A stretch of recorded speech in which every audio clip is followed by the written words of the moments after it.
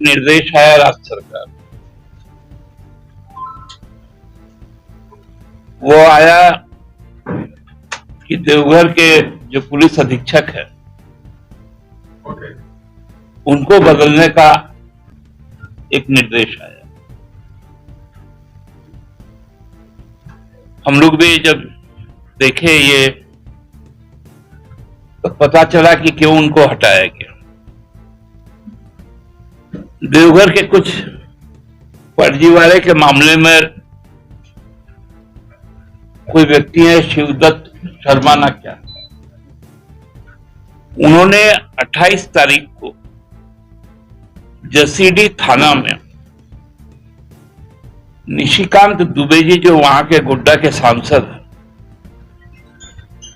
और उनके परिवार के लोगों के खिलाफ कुछ धोखाधड़ी और अन्य आपराधिक कृत्यों का कुछ आरोप लगाकर एक एफआईआर दर्ज किया और चूंकि वो एफआईआर दर्ज हो गया, इसके लिए एसपी को जिम्मेवार बनाया गया।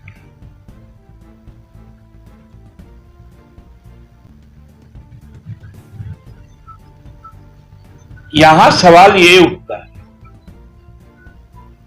कि क्या एसपी को हटाकर पुलिस का अनुसंधान बंद किया जा सकता है?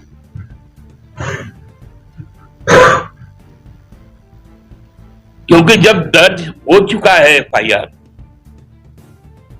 तो उसका तो अनुसंधान होगा ही।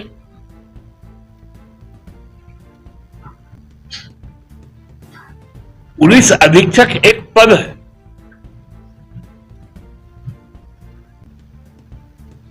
जो पूरे लॉ एंड ऑर्डर को मेंटेन करता है।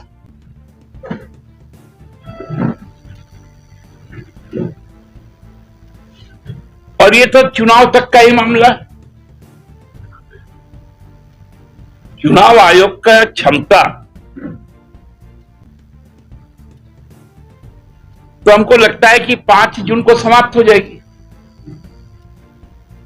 क्योंकि नए जो निर्वाचित प्रतिनिधि है उनका जैसा ही नोटिफिकेशन जारी हो जाएगा 5 को, तो ये कौन सा दिशा तय कर रहा है चुनाव आयोग कि कोई घोषित प्रत्याशी यदि किसी भी अधिकारी के खिलाफ कोई शिकायत करे तो उस अधिकारी को हटा दो।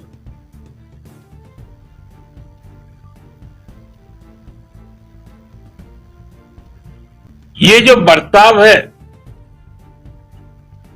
ये किस दिशा की ओर जा रहा है?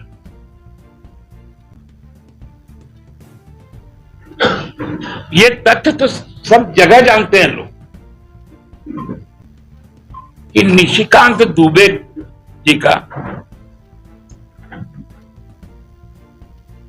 पृष्ठभूमि क्या है। अभी हम लोग देख रहे थे कि जब ईडी की कार्रवाई चल रही थी तो वो तो ईडी के भी प्रवक्ता बनते फिर रहे थे,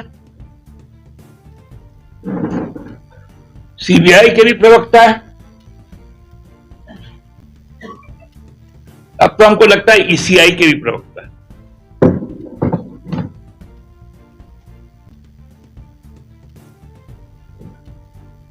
ये सही लेवल प्लेइंग ग्राउंड नहीं है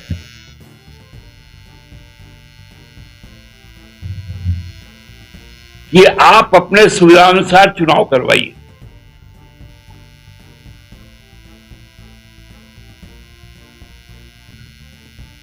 राज्य सरकार ने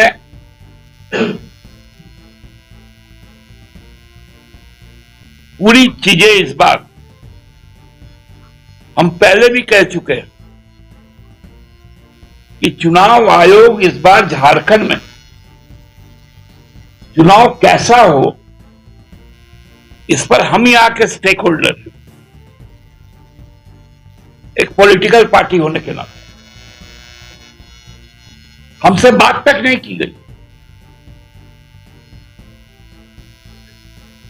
हमें भी कई शिकायतें थी प्रशासन की तरफ की ओर से, जांच एजेंसियों को लेकर,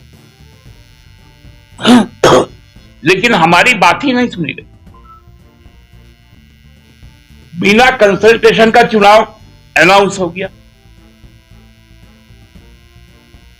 बाकी सब राज्यों में गए, लेकिन झारखंड में नहीं।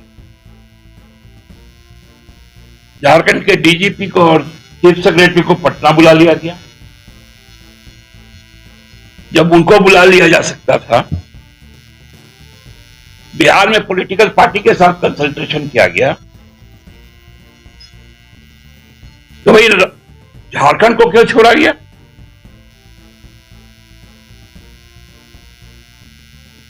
क्योंकि यदि वो मौका हम लोगों को मिलता तो हम लोग इस बात का संभावना व्यक्त करते कि यहां पर भारतीय जनता पार्टी किस प्रकार से केंद्रीय एजेंसियों के द्वारा यहां के राजनीतिक परिस्थिति को अपने उत्पीड़क कार्रवाई के द्वारा दबाने का काम करते।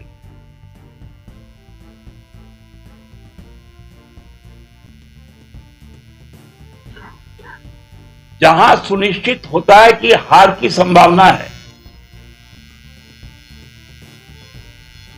वहीं इस तरह से केंद्रीय एजेंसियां काम करना शुरू कर।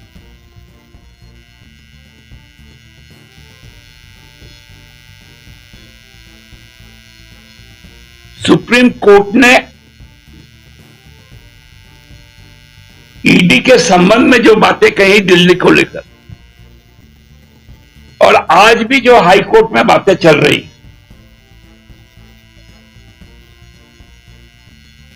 वो तो स्पष्ट दिखा देता है कि ईडी का नियत क्या है, उसके राजनीतिक उद्देश्य क्या है,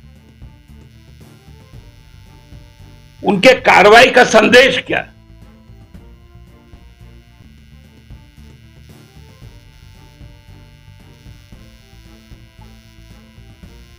तो ये बड़ा गंभीर विषय होकर खड़ा हो गया। एक तरफा यदि चीजें होंगी तो हमको लगता है कि चुनाव आयोग के साथ पे भी उंगली उठेगा। यह फैसला अब चुनाव आयोग को करना है कि चुनाव निष्पक्ष हो, भयमुक्त हो, कदाचार मुक्त हो। जो स्लिप है उसके काउंटिंग के संबंध को लेकर जो हम लोग बार बार मांग कर रहे हैं कि ईवीएम का मतलब अब हो गया है इलेक्ट्रॉनिक वोट मैनिपुलेशन, क्योंकि अब ये स्टैंड अलोन मशीन नहीं रहा, ये अब 3 यूनिट हो गया जो आपस में इंटरलिंक्ड है, जिसका आराम से प्रभावित किया जा सकता है। एक है कंट्रोल यूनिट जो प्रिसाइडिंग ऑफिसर के पास रहता है, वो कंट्रोल यूनिट अब हो गया करप्शन यूनिट। उसके बाद एक होता है बैलेट यूनिट, वो हो गया बोगस यूनिट, किसी में भी दबाव और भाजपा निकले। और सबसे भयंकर जो आया है वीवीपैट, पहले उसमें पारदर्शी सफेद कवर लगा रहता था स्क्रीन में, अब उसको काला कर दिया गया, मैंने ग्रे कर दिया,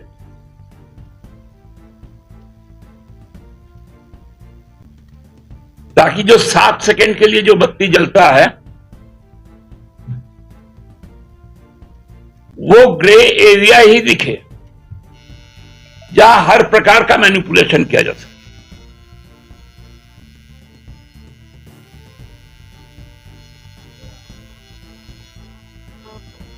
इसलिए हम लोग चाहते थे कि इस तरह की चीजों से उनको अवगत करवाएं,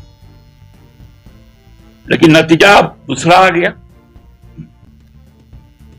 इसलिए मैं तो कहूंगा